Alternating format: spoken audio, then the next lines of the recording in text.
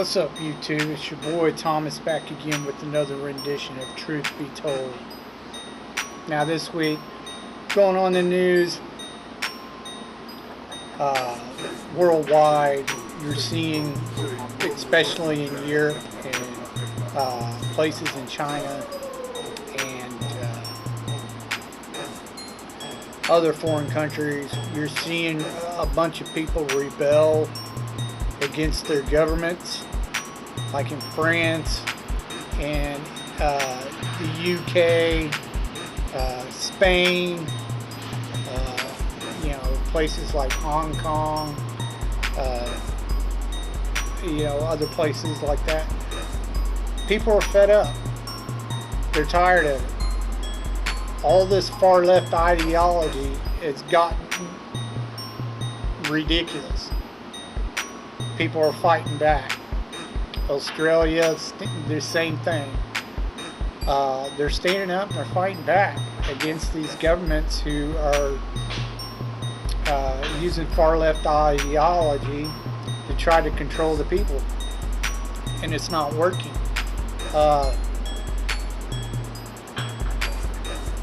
It's going to change. People are done with it. All these governments and shit, they're trying to use far left ideology. It's literally Nazi crap is what it is, and it's not going to fly over here either, I guarantee it. People are going to start pushing back. The new Nazi regime is over. It's not going to happen, folks. People are going to push back, and it's happening. You're seeing it time and time again.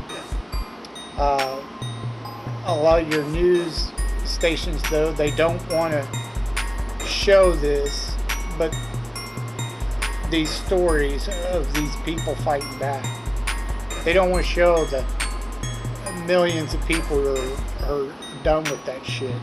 So you're not really going to see it on MSM or mainstream media. You're not going to see it. They won't allow it. But you can find videos of it happening all over the world. So it's not going to be long now. Shit's going to change and hit the fan. So get ready. We're getting ready for something big to happen. Anyways, that's the main thing of the news. Of course, that Creepy Joe is an idiot. We all know this. That's still going on. The mainstream media and the far left are trying to push crap on Republicans with the whole abortion, Texas banning abortions kind of shit, which needs to be done all over the country, all over the world, actually. I am straight up pro-life, and I don't believe in killing innocent babies. I don't give a fuck. Unless it's a choice between the mother dying or having the abortion. That is the only reason to have an abortion. No other reason. No excuses. I've heard the arguments about, well, what if they were raped, blah, blah, blah. They didn't ask to be raped, blah, blah. No, they did not. But that baby didn't ask to be born either. You can't go killing the baby just because you didn't feel like being raped. So what? Give it up for adoption. Anyways, I'm 100% pro-life. I don't believe in killing innocent babies. But anyways, the mainstream media is trying to, deflect a bunch of the crap that's been going on with the Democrats and Joe Biden and shit, and try to push it off on Republicans with the whole abortion thing. Don't let them do it. It's retarded. But they've literally lost their mind over that shit. Oh well, get over it. Okay, the main thing I wanted to talk to you about is I just got done watching another series not too long ago. I watched all 5 seasons of the series it's called Quantum Leap. Uh, Quantum Leap ran from 1989 to 93. Starred Scott Bakula and Dean Stockwell. It was created by Donald P. Blasio, sorry, Donald P. Blasio.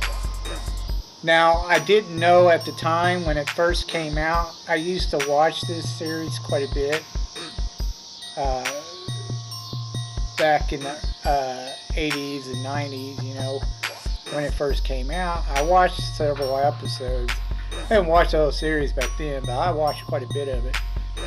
It's a good show, but I didn't know that Donald was such a male feminist.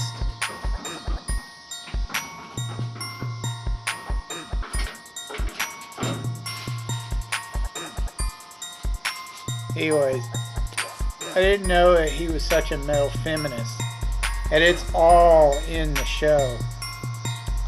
There's several episodes spanning the course of the seasons that are flat out feminism crap, and it gets it wrong just about every time.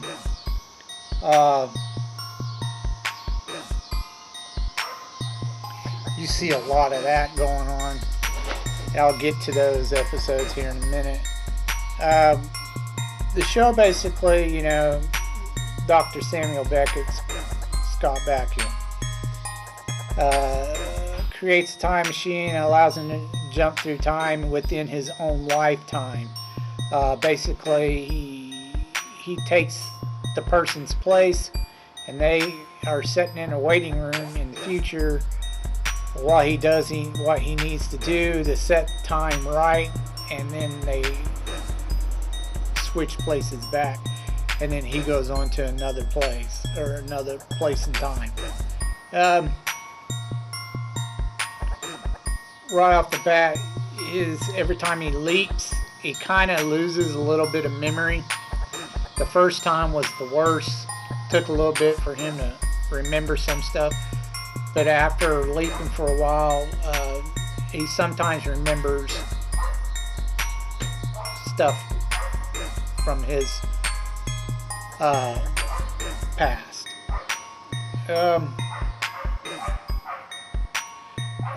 When the show first starts, there isn't the whole light show, you know, when he leaps, it shows this bright light. When he it doesn't start off that way. He doesn't have that at the beginning. It takes a couple episodes, and then they start doing that. 2, Ziggy is considered a male. The computer Ziggy is considered a male at first for like the first season or so. It isn't until when they finally show the episode where they show Gucci and then Ziggy, the computer, you know, he gets to come home for a brief period of time in one episode. Then they changed Ziggy into a woman when it was actually a male, not a female. The first season, well, actually, I think it's about halfway through the first season, not the entire first season. The narrator is actually a male. It's a guy. And then they switched it to a female. And then it was a female narrator from that point on. And the intro was completely different after first season. They stuck with the intro after second season through the rest of the seasons. They did change the music in season 5 for the intro, which honestly I did not like the theme music for season 5. The rest of the seasons were fine, but when they changed it, for that last season. It sucked. I didn't like it at all. Now, in the first season, in episode 4, he leaps into a boxer. There's one thing that I thought was kind of strange. Dr. Samuel Beckett, he knows, I think it's several different types of martial arts. I think Taekwondo is one of them. Maybe some ninjutsu too. I can't remember exactly what all he knows. But he knows how to fight. And the episode 4 where he's the boxer in the first season, he can't fight. He don't know how to fight at all. Al has to kind of teach him the ropes. And I'm like, well, that makes no sense because, you know, in later episodes, he knows how to fight. Now, you could blame that to the Swiss cheese thing, but instincts, fighter instincts are completely different. He would know how to fight. In season 2, episode 4, you start getting real feminism crap going on. I don't think I'm not sure if Donald actually wrote all this crap, but someone did, and one of the writers did for some of these episodes, and they were really pushing the whole feminist agenda crap. You know, it was all a lie, and it's all bullshit. Episode 5, you have the whole, you know, mom's angry and bitter because she got rejected by a man, so she's taking it out on her daughter. Again, another feminist style crap. Oh, episode 6, he's a radio DJ. It's basically, it reminds you of big tech, how big tech wants to run everything, and they want to stop you from being able to, you know, have your freedom and your rights. It's literally the same concept. They want to fucking censor everything. So that reminds me a lot of big tech.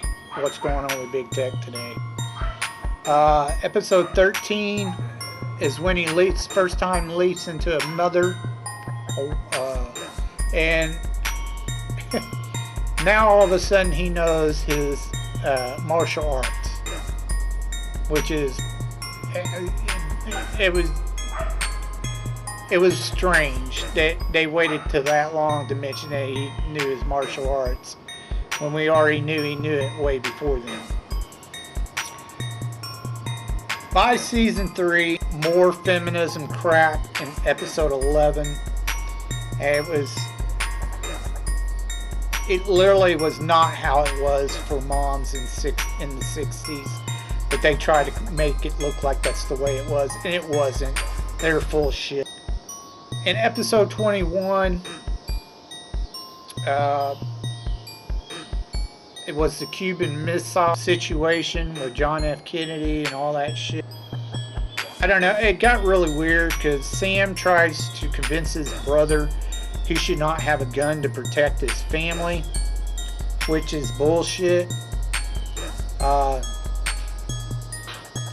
It made no sense. Basically, he was telling him to let people just come in here and kill him and take over. And I was like, what the fuck? That makes no sense. Of course he needs a gun to protect his fucking family. Fucking retard. And then there was some talk about a nuclear blast, which Sam completely misses the mark scientifically, which doesn't make any sense since he's supposed to be like this super smart genius level scientist. But whatever, I can't remember exactly what he tells his brother, but it's completely wrong. It's not scientifically sound. It's not scientific facts. Anyways, you see a few more feminism crap in a couple more episodes, you know, in season 4. And then you get to season 5, and it got weird. That last season was a little bit strange. Episode 13 was really really super feminist cringe bad. A whole episode about women's lib, which was absolutely distorted and completely out of touch with what really happened in history. It was completely wrong. But for the most part, you know, at the end of the episode, the series, the last episode, for whatever reason, there's an episode where Al tries to convince him to talk to his wife, who doesn't know he's been captured. He's a POW in Vietnam. But Sam is able to talk to Al's wife in a previous episode. Now in the last episode, basically he's told by, I guess you would call it an angel, who tells him that he owes Al or something.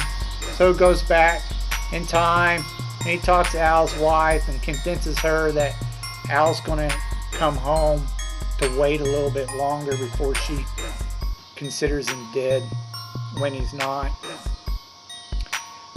Which makes no sense, because then if that happens, then Al would never be there in the project to help Sam, because they are supposed to meet before the project and then become good friends before he even completes the project. So that made no sense to me, that very last episode, him helping Al with his wife. Now, there is an interview with Donald, and he's thought about bringing it back, the series back. There are two possible ways they can go with that story. Number one is the daughter, that's 90% chance could be his daughter, who's now working at the project, or supposedly was. The second one is the fact that when he visits the future and he sees his wife, they make love that evening, and he has a son who actually starts up the project again and goes looking for him by leaping to find him through time. I wouldn't mind seeing another series of Quantum Leap. It's a really good show, but they're going to have to find the combination of Sam and Al again. I don't think the brother-sister thing will work unless she stays in the future working on the machine like the new Gucci, whatever. The new Gucci, you know, if she's the new Gucci, then maybe that might work. But they're going to have to bring someone in to replace Al, and I don't know how they would do that.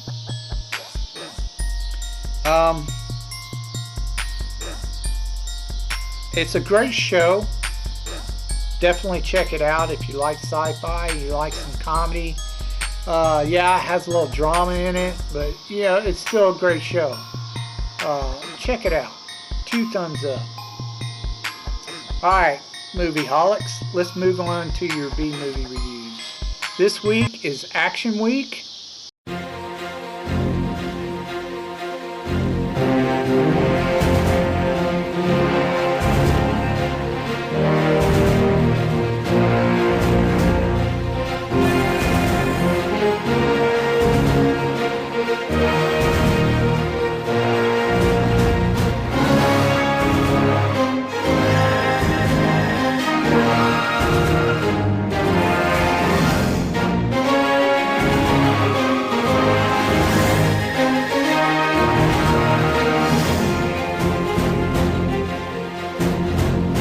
We are at number 4 with BloodSport and Kickboxer.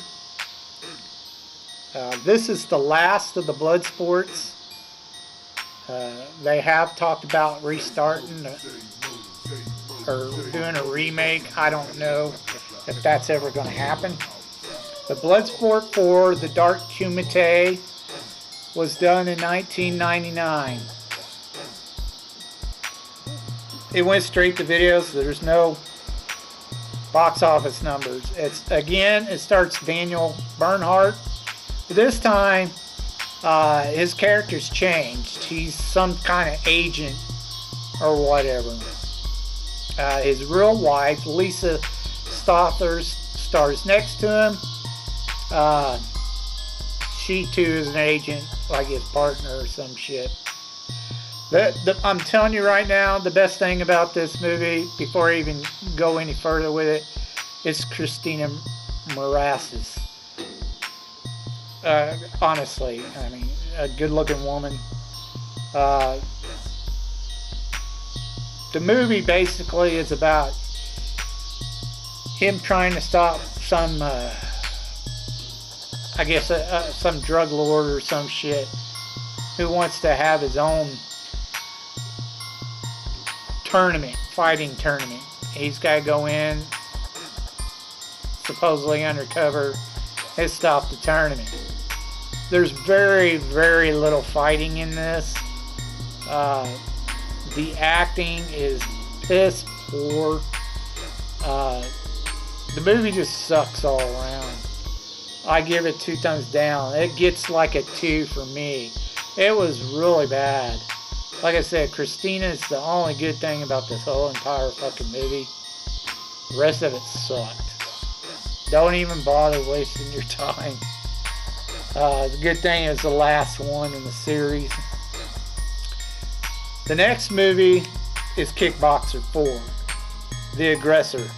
Now there's still a few more of these, and I'll try to get to them every time I do an action week until I get through them all. Again, Sasha Mitchell is back with Camille Kripa. That is Tong Po. He plays Tong Po. And the makeup, his makeup's always been really cheesy looking. He's not even Oriental. And then a new introduction to the show, which I thought was kind of cool, was Michelle Krantz. She was in this. They call her the Mouse as for a nickname because she's really tiny. Because she's a female kickboxer. Anyways, the story is he goes to Mexico to stop a drug lord, which is Tong Po, for the DEA. He's been in prison since the last movie because he killed a guy that the DEA kind of helped send him after, so it's kind of ironic.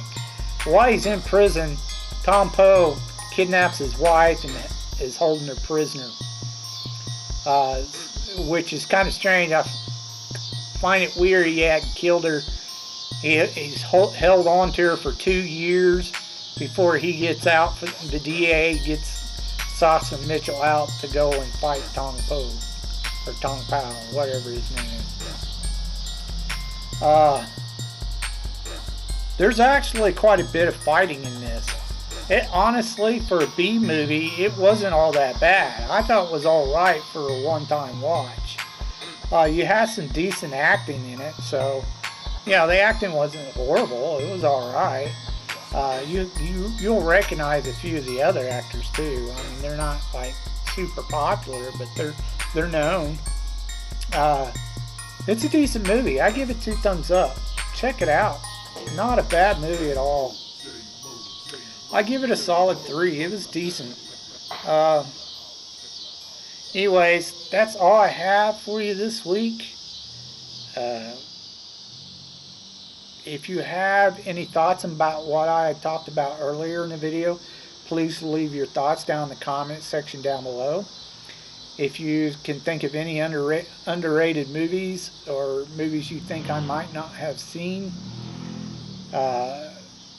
please leave your suggestions down in the comments down below, and I'll get to reviewing them as soon as I can. So until next time, I told you you'd be told the truth, and you've just been told.